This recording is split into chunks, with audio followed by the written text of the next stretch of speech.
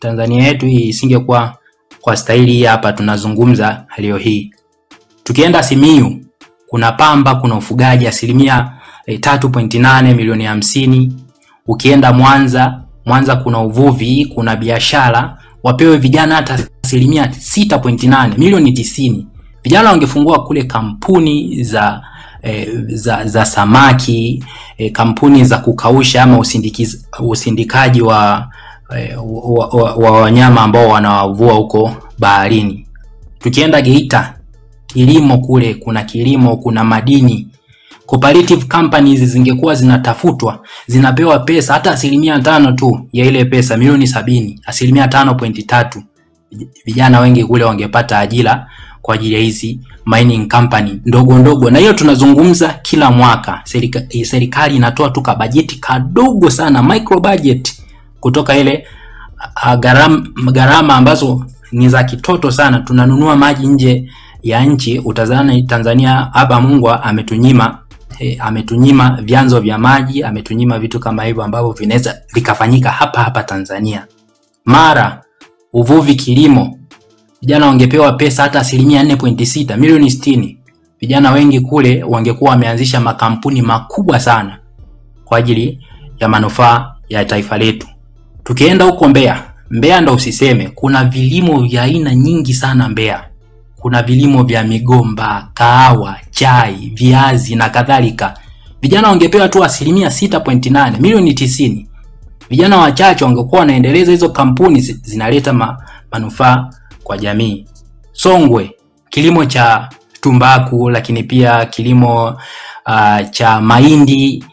Vijana tu wangetafutwa, wangepewa asilimia 3.4 milioni 45. Wanatafutwa vijana wachache, wangekuwa wanafungua ajira kwa ajili ya jamii ambazo zinazungukwa. Rukwa, ufugaji na mazao. Hizi ni tafiti tu za haraka ambazo alipoongea tu Habil, nimeamua kuingia mtandaoni na kuangalia kila mkoa unakuwa na sifa gani. Mazao na ufugaji asilimia 3.8 milioni 50. Jana kule wangepata ajira. Ruvuma, kahawa, kilimo, asilimia 4.6 kule milioni 60. Vijana wangekuwa wanakula matunda ya nchi. Iringa kuna masuala ya maziwa, miti ya mbao, chai, lakini pia kuna masuala pia ya utalii Iringa kule. Vijana wangekuwa wanapewa hata asilimia 4 tu ya pesa. Asante kaka Ratozi, dakika 2 zimeisha. Asante sana. Naelezea vizuri zaidi na zaidi. Tunaelekea sisi kaka Siasa, karibu. Asante. Mimi cha kwanza tu nipende tu kusema hata hiyo milioni 400 ya mayai, hiyo 200 ya mayai iliyosemwa, inawezekana hapo bado kuna hela ambayo ni zaidi hata ya hiyo milioni 200 ya mayai ambayo imewekwa. Kwa sababu wewe fikiria tu, hiyo ni hiyo ambayo imeandikwa. Yaani hiyo sijui ni bwana Garrison, sijui bwana nani anaitwa, ambayo ameandika yeye kwenye kitabu. Kabla hajaandika yeye kwenye kitabu ni kiasi gani? Fikiria tu ili wazo kwamba ujue hiyo sosi ya mayai inatoka wapi, hiyo chanzo ya mayai inatoka sehemu gani, ujue quality ya hiyo mayai inatoka wapi, ujue quantity wamechukua kiasi gani, hiyo mayai imetoka wapi. Vile vile hapo kuna shipping cost, ujue kwamba hiyo mayai imesafirishwa kwa kiasi gani. Yaani hiyo ni bei ambayo hujajua hiyo mayai imesafirishwa kiasi gani mpaka hapo ufikirie pia market demand, kwamba wakati wananunua hayo mayai yalikuwa bei gani sokoni, kulikuwa na ushindani gani kwenye soko. Fikiria vitu kama hivyo. Vile vile fikiria location ambayo hiyo mayai imechukuliwa sehemu gani. Kwa hiyo hizo bei tunazoambiwa ni hizo bei ambazo wenyewe wameandika baada ya kuiba, wakaona sasa hiyo ndo bei ya mayai inafaa kuwa hapo. Ndugu zangu wa Tanzania, hiki kituonyeshe tu ni kiwango kiasi gani ambacho sisi wa Tanzania tunaibiwa. Yaani huu msumari uwe ni msumari ambao utatupa sumu, utatupa machungu ya kuweza kujua sisi wa Tanzania tunaibiwa kiasi gani. Fikiria tu, hiyo ni ikulu, budget ya ikulu ni kiasi gani. Sasa swali la kujiuliza ni je, hivi unafikiri hata hizi kodi unazotoa wewe zinazoenda sijui TRA wanazokusanya, sijui halmashauri zinazokusanya, zinaenda wapi? Unafikiri je hizi kodi ni kweli zinaenda serikalini? Hapana. Hizi kodi tunakusanya, tunampa Samia na genge lake wanachukua. Hizi TRA sijui ni nini, sijui halmashauri, ni upuuzi mtupu. Hakuna kitu chochote kinachofanyika. Na ukitaka kujua kwamba hakuna kitu chochote ambacho kinachofanyika, jiulize, miaka na miaka wewe umezaliwa unakuta kodi zinakusanywa. Choo tu ya stendi yoyote ya serikali ya mabasi, hakuna choo pale. Ni choo chafu, ni choo mbovu. Choo tu ya hospitali ambayo miaka na miaka inaingiza pesa, haijawahi kufanyiwa marekebisho. Kama unabisha, nenda kwenye choo yoyote ya serikali saizi shuhudia. Maana yake ni kwamba hizi kodi tunazotoa sisi haziendi kwenye mifuko ya serikali. Inaenda kwenye mifuko ya hawa maharamia, ndio wenyewe wanachagua wafanyie nini. Ndio maana unaambiwa shilingi kadhaa zinachukuliwa kwa ajili ya kununuliwa vitu fulani katika Ikulu. Kwa hiyo hii tu ni wake up call. Hii ni kengele ya kuweza kutuamsha sisi vijana wa Kitanzania tuwe na uchungu wa kuweza kuangalia namna gani rasilimali zetu ambavyo zinaweza kuibiwa. Fikiria tu hicho kitu. Kama hatuwezi kupata uchungu namna gani rasilimali zetu zinaweza kuibiwa na sisi watu kuweza kufanya watu wa chini, hatuwezi kukomboa hili taifa. Lazima kila mtu aweze kupata uchungu. Wale majaji mnaonisikiliza, mahakimu mnaonisikiliza, lazima mnapofika mtende haki. Taifa letu linaibiwa. Jamani, mahakimu na majaji mnaonisikiliza, lazima tutende haki ili tuhakikishe kwamba tunaweka taifa ambalo liko katika standard nzuri. Vijana wenzangu, nawaambia Disemba 9 ni siku ya kwenda kulikomboa taifa letu. Tuhakikishe kwamba tunaondoa huu mzizi. Leo nilikuwa napitia hata hizi kesi. Jamani, kesi zipo nyingi mpaka unaweza ukachanganyikiwa. Nilikuwa kwenye website hii naangalia, kuna zaidi ya pending case kama 11 bado zipo ambazo tunasubiri sisi kutoa pesa zetu kwenda mifukoni mwa hawa maharamia. Sasa jiulize, huyu Mwigulu ambaye anasema, kumbuka huyu Mwigulu pia yuko kwenye kundi hili la wezi. Hawezi akaja na kitu chochote kipya. Mwigulu hawezi kuja na kitu chochote kipya kutuambia sisi wa Tanzania kwamba tufanye hivi, kwa sababu yeye ni haramu. Pili, ni mharamia. 3, yuko hapo kiharamu. 4, ni mwizi. Sasa unafikiri atakuja kwa kauli gani? Hakuna kiongozi yote ambaye ni haramia na mwizi atakuja kutuambia sisi kitu ambacho kitakuja kubadilisha maisha yetu. Ni kwamba hawa watu hawana nia njema ya kuweza kubadilisha maisha yetu. Hakuna. Hawa wote ni wezi walioko serikalini. Sasa nini tufanye? Jamani, kitu cha kufanya kuanzia saa hizi, na sisitiza tena, tuendelee kufanya uhamasishaji mkubwa zaidi, ili tarehe 9 Disemba kila Mtanzania unayenisikiliza, hata wewe jaji unayenisikiliza, unayetoa maamuzi ya kuweza kuwafunga watu ambao hawana hatia, na wewe unashiriki katika huo uovu, na wewe lazima uweze kutuunga mkono, kwa sababu na wewe pia hauko huru. Unatoa maamuzi kulingana na haram Samia Suluhu anachokuambia kwamba ufanye hivi. Unaona hata majaji wanavyotoa hukumu, wanatoa hukumu kwa kufata Samia anasema nini kuhusiana na hii kesi, Abdullah anasema nini kuhusiana na hii kesi, Mwigulu anasema nini kuhusiana na hii kesi, lakini hatoi maamuzi ambayo kwamba ni maamuzi ya kufata katiba ya nchi inasema hivi, miongozo ya nchi inasema hivi, na sheria zinasema hivi. Wanafanya kwa kufata kile ambacho wanachopenda. Sasa ili tuondokane na huo, ili majaji wetu wawe huru, ili majaji siasa unamalizia. Yes, waweze kufuata sheria. Jamani wa Tanzania, tarehe 9 Disemba lazima wote tuamke tuweze kudai mabadiliko ya kweli, ili tuweze kuirudisha nchi yetu katika misingi ambayo iko mizuri kwa ajili ya taifa letu. Wa Tanzania, haki hailetwi kwenye kisinia. Haki inapiganiwa. Au niseme kama tupo kwenye meli, likianguka tunaanguka wote. Kwa hiyo inabidi tulipambanie wote bila kujali daraja mtu alilopo wala nafasi mtu aliopo. Hakuna aliye salama. Uwe kwenye kitengo sio kwenye kitengo, hakuna aliye salama. Sasa basi, kuna watu wengi, nasema hivi kwa sababu kwa mfano nilipata fursa ya kwenda sehemu Songe kijijini. Watu wana maisha magumu sana, na unakuta kwenye nyumba mtu chakula anakula kiporo cha ugali. Sehemu ile hicho kijijini hapo wanasubiria madawa yaje kwa wiki kwa mgao. Hata daktari anakuja mara moja kwa wiki. Haya mambo sio mazuri na yanakatisha tamaa sana. Wakati watu wapo wanaharibu pesa ambazo zingesaidia watu vijijini kule. Na mara nyingi sehemu kama hizo ndio unakuta wana rasilimali nyingi. Kwa mfano kama alivyokuwa anasema msemaji aliyopita hapa, katika kesi moja hapo ambayo tayari mpaka tunavyoongea mwaka huu serikali imeshalipia pesa, kwa sababu mnamo Julai mwaka 2023 hiyo organization ya ICSID iliamua kwamba Tanzania ilikiuka mkataba wa uwekezaji kati ya Uingereza na Tanzania katika hatua yake ya kutaifisha mradi wa Ntaka Hill, mradi wa uchimbaji wa nickel ulioko kusini mashariki mwa Tanzania na Chingwea Lindi kule.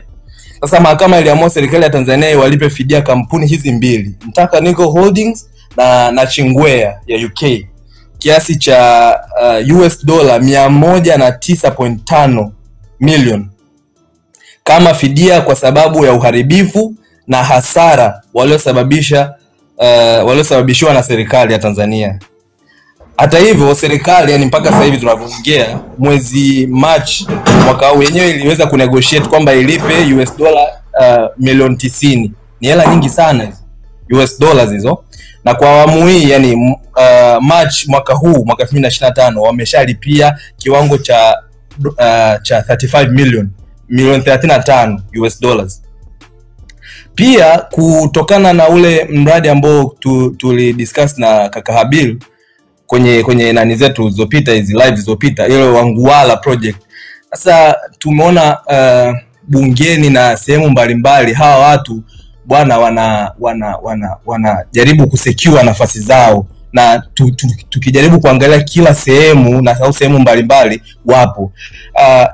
Ule mradi wa Wanguala, kabla ya hii kampuni walikuwa wanasema ya Singapore, inaitwa Shenghe Singapore. Kabla hii kampuni kulikuwa kuna kampuni nyingine ambayo wanasema uendeshaji wa mradi huu ulikuwa huko chini ya kampuni inaitwa Peak Rare Earths ya Australia. Na katika hii kampuni alikuwepo Abdallah Mwinyi. Huyu Abdallah Mwinyi ni mdogo wake na nani na Hussein Mwinyi. Na tunakumbuka katika interview, katika live za Polepole alimsii sana Hussein Mwinyi kwamba azuie swala hili, lakini Hussein Mwinyi hata kutetereka. Kwa hiyo tunaona kumbe katika miradi hii most of the places na wenyewe wapo wanashikilia. Na msemaji wa nyuma alisema kampuni hii ilikuwa inamiliki 84%, huku serikali ikimiliki 16% tu. Jinsi gani tunavyohujumiwa. Lakini baadaye kampuni hii ikawa wanafanya, bado sijajua kwa nini wamefanya uhamisho au transition. Sasa hivi kampuni inahamishwa kwenye kampuni ya Singapore, ambayo kampuni ya Singapore inaitwa Shenghe Resource, inaitwa Shenghe Singapore. Hii kampuni inatumika tu kama chombo, ila kampuni husika inayoenda kuchukua hizi shares 84 zote ni kampuni ya Wachina inaitwa Shenghe Resources, lakini wenyewe wametumia kampuni ya Shenghe Singapore. Naweza nikasema wametumia kama tu yani kuonyesha kama ni Singapore, ila tumeshajua miradi mingi sasa hivi wanachukua Wachina, na kupitia hiyo miradi serikali inaweza kufanya uhujumu wake. Kama tumeona yale magari ya thamani sana kama Bentley, kama Rolls Royce zinasajiliwa kwa majina ya hizi kampuni za Kichina, na ndio hii kampuni inaenda kuchukua 88%. Huu mradi huu wa Rare Earth project, watu wanaweza wakadhani una shida gani kwani watu wakichukua nani hizi Rare Earth. Kakabi unamalizia? Namalizia ndio. Miongoni mwa madini yanayopatikana kwenye hizi Rare Earth elements ni elements kama neodymium na praseodymium na dysprosium. Neodymium ni miongoni mwa elements ambazo ukizichanganya na iron na boron inatengeneza magnet ambayo ni imara sana, na inatumika kwenye magari kama Kakabi alivyosema, na pia kwenye satellites na kwenye missiles. Kwa hiyo jamani, tutokeni hiyo siku, tuacheni ubinafsi. Nchi hii ni yetu sote, na hivi vitu vyote ni vya kwetu wote, sio mali ya familia fulani au mtu binafsi. Asante sana kaka Kabi. Najua ni una madini mazuri, lakini jamani, tupo kwenye bunge kubwa, bunge dogo, kuna Facebook, kuna Instagram, wote watu wanatusubiri na hapa wanasikiza. muda wa kupiga nondo kama hizi, kama elimu kama ya Kabi, jamani, kuna asubuhi live zinakesha, mchana na usiku. Hapa ni mwendo wa maswali na kufanya conclusion.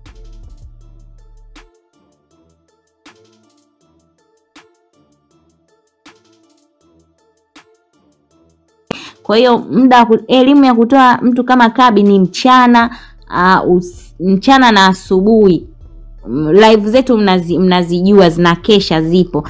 Kaka Nurvas bunge dogo, nakupa mic. Okay, kuna swala moja watu wa Instagram, na kabla sijaruhusu wa ndugu zangu kuna nani kuchangia, naombeni watu wa bunge dogo nikiwapa dakika 2 tafadhali iwe dakika 2. Hatuna nani ile kusema kwamba umepiga madini mengi sana, no. Sababu watu ni wengi sana, tukiangalia hivyo tutakuwa tunapoteza muda, okay?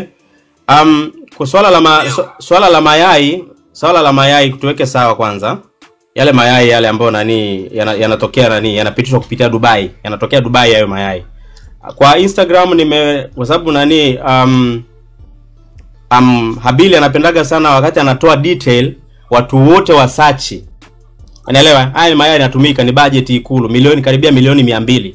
Unaelewa Msachi hapo nimepini hapo kwenye inaitwa Beluga Caviar, kama nitakuwa na pronunciate vizuri au wrong nitasaisha. Beluga Caviar. Kila mtu aende aka Google aone hayo ni mayai ya namna gani. Umeelewa Na hapa pia nimeshawaandikieni hapo chini, mnaweza mka search ili tuende pamoja, yani tuende na udhibitisho Caviar na udhibitisho, yani tusiende kama vipofu, mnanielewa Ndio maana tukileta detail lazima na nyinyi mnazisearch. Mnaelewa Yani tuwe kama watu ambao wanauelewa. Beluga Caviar. Kila mtu aenda kasearch hayo mayai, aangalie ndio budget ya nani ya Samia hiyo hapo Ikulu. Hao ni mayai. Na hapo kuna watu wanateseka. Sawa naomba sana hiyo kitu muangalie nani wewe Kemi, uwe jifunze kumute wakati watu wanaongea, sawa kaka? Kwa hiyo hayo mayai hayo kila mtu aenda Google ni muangalieni na thamani yake ili tuende kama watu ambao wanajielewa. Okay. Ninaomba Kemi, karibu. Una dakika 2. Na zikiisha hizo dakika 2 utashuka. Yani hata kama hakikisha unaongea tuwe kama wasomi ambao wanajielewa. Okay. Twende, karibu. Mimi naenda moja kwa moja. Dakika 2. Ni hivi. Sawa, ni hivi. Haya matatizo ambayo tunayaona leo ya mkuu wa mhimili kama Zungu anakuwa muongo halafu anakaa bungeni, ni matatizo ya viongozi wengi sana hapa. Na kwa sababu mfumo wetu wa uongozi ni mbovu, naweza nikasema hivi, tofauti kubwa kati ya kinyesi na ubongo wa viongozi wetu ni joto tu, ndio utofauti uliopo. Sasa kwa sababu mfumo wetu wa uongozi uko centralized kwa rais, kwa hiyo ukiona nchi inaongozwa na viongozi waongo, ujue muongo namba 1 ni rais. Ukiona nchi imetawala mambo ya ufisadi, ujue mfisadi namba 1 ni nani? Ni rais, kwa sababu ndo kwa mfumo wa Tanzania power iko centralized kwake.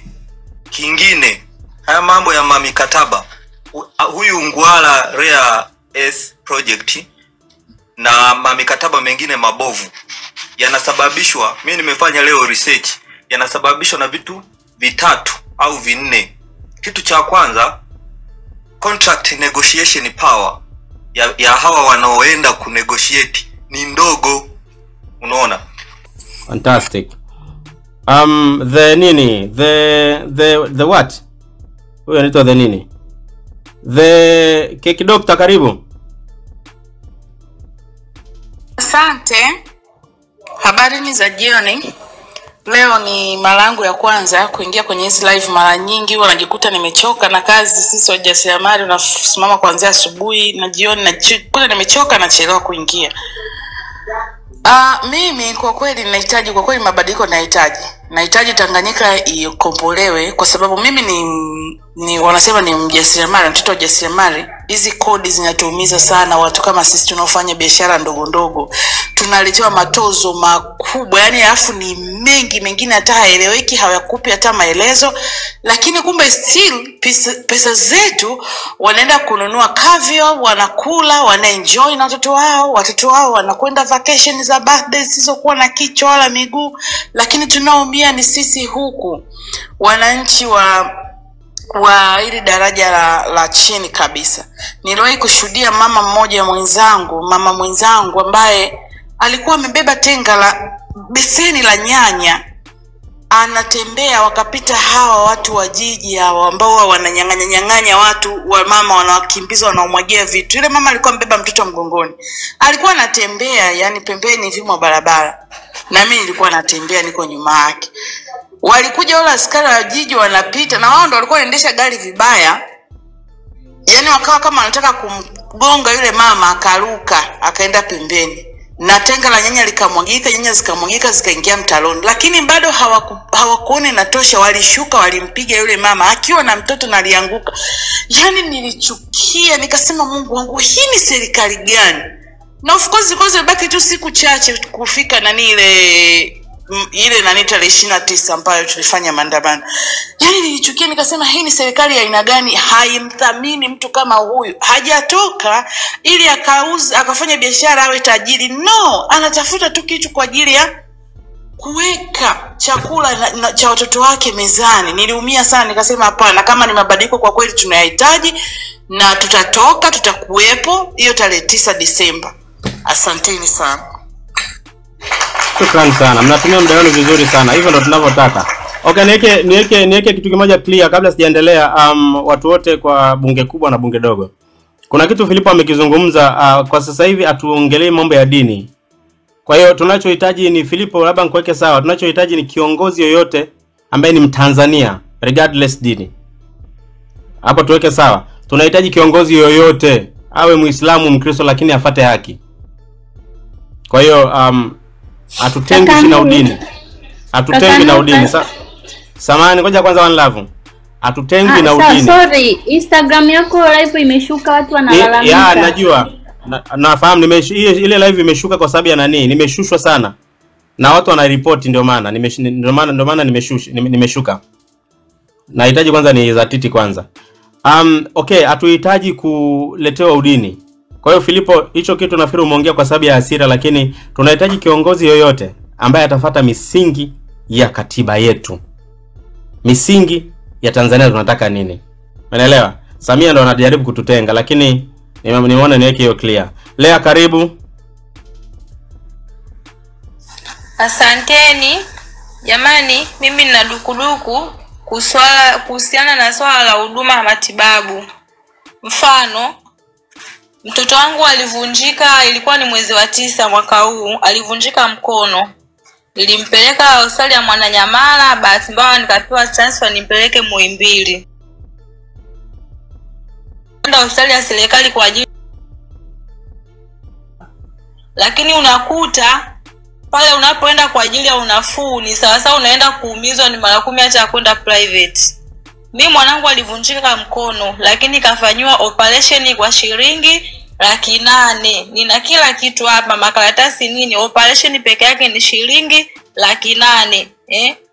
Sasa unakuta serikali hiyo ambayo inatakiwa itusaidie, kuna pesa ambazo unakuta wanazitenga kwa ajili si kwa mfano ya kwenda kununua si mayai si nini, mara hela kwa ajili ya kutenga si kwa ajili ya mipira mara nini. Hizo hela wanazozichezea wanashindwa nini kuziweka kwa ajili ya Watanzania wanyonge ambao wanatumia kodi zao, wanashindwa nini kuwasaidia Watanzania ili kuepusha gharama za matibabu. Mwisho wa siku unakuta baada ya kumsaidia mtu ili apone, lakini hela zinatumika kwenye starehe. Afu kwa staili hii vijana ukikuta wakitoka kuandamana kwa ajili ya haki, wanaonekana kwamba ni vijana ni waovyo, lakini sio hivyo. Serikali kusema ukweli inachofanya sio sawa. Naomba malalamiko yafikishwe, kama ni CNN ni wapi yafikishwe kuhusu swala la matibabu. Jamani, mnatuumiza. Muhimbili ni hospitali ya taifa, lakini imekuwa mara 10 hata uende private. Okay, Lea ni siku nani? Hilo ni dukuduku na liko kwenye agenda ya kumtoa Samia. Umenielewa? Kwa hiyo point hizo zote tunazijumuisha kwa ajili ya kumuondoa Samia kwa kwamba ni ana uongozi ambao ni thabiti. Umenielewa? Kwa hiyo hilo dukuduku tunaliweka kwenye maandamano kule, tunaandamana kwa sababu ya uongozi mbaya, miundombinu mibaya kwenye matibabu na mambo mengine. Umenielewa? Ndio. Asante na Mungu akubariki sana. Amina. Maraboy karibu. Una dakika zako 3 2 hopefully 3 ya. Asante kaka Nuruvazi. Mimi nadhani kwenye haya aliyoyazungumza Abili, nataka niseme na ndugu zangu polisi. Just imagine wewe polisi unayempiga mtu bomu, unayempiga mtu risasi. Mtoto wako anasoma Sante Kayumba, alafu mtoto wa huyo mtu ambaye unamlinda anakula mayai ya samaki 00 ambaye wewe humjui. Kwa hiyo mimi nadhani hiki kitu ambacho anakizungumza hapa Habili, maskari wetu sana hawa maskari polisi, inatakiwa kiwaume nyie, kwa sababu mnamlinda mtu ambaye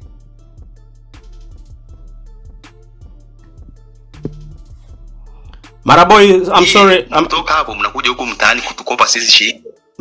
Maraboy unarudia zile kaka. I'm sorry to say that kwamba unarudia point. Anyways, tunashukuru.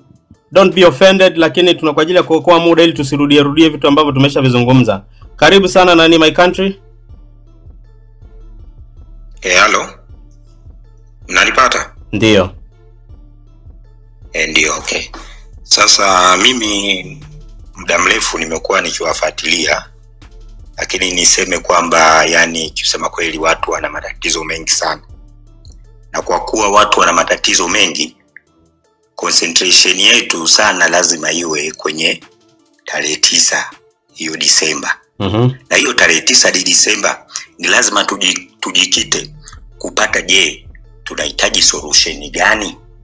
Sawa, so solution ya maandamano yetu kama mlivyokuwa mmedai kwamba kuna swala la kwenda Umoja wa Mataifa ni jambo jema sana, kwa sababu kule unaenda kuexpress zile shida zenu ambazo zitaweza kubebwa kitaifa. Lakini sasa inabidi tuwe tena na solution.